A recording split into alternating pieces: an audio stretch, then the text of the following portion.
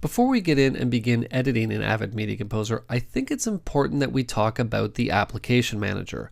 Now, the Application Manager is not only where you're going to be able to input your licensing information to get you up and editing as quickly as possible, but it's also where you're going to be able to download crucial updates, including bug fixes as well as feature enhancements as soon as they're released from Avid. On the Mac, you'll find the icon in the upper right-hand corner of the screen on the top toolbar. For Windows users, you'll be able to find it in the lower right-hand corner on the Windows toolbar. To open it, all you need to do is simply navigate over to the icon, click on it, and simply say Show. By default, you'll be brought to the Accounts tab first. In the top section of the Accounts tab, you'll see the Subscription section, which tells you all of the subscriptions that you currently have to Avid Media Composer, including perpetual licenses as well as subscription licenses. In the bottom section of the Accounts tab, you'll see the feeds that come directly from Avid that will give you news and information on everything Avid Media Composer related. The next tab is the Apps tab. The Apps tab is where you're going to go to get updates for not only Avid Media Composer, but for the Application Manager, the Avid Codecs, as well as other included applications with your perpetual or subscription license.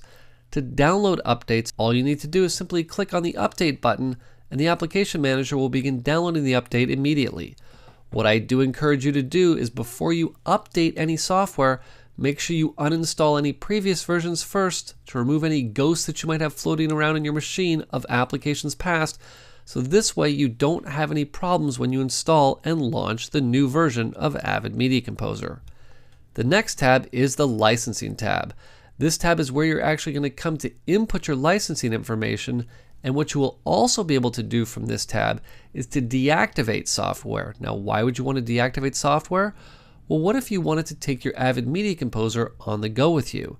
This option will let you deactivate the license on your desktop computer and reactivate it potentially on a laptop for you to be able to edit anywhere in the world. The last tab is the Support tab. The Support tab is where you're going to be able to get information such as Avid Community Support, Avid Phone Support. You'll be able to manage support cases as well as access the knowledge base. All right, that wraps up our look at the Application Manager. Now we're ready to get into Media Composer and talk about the project selection window.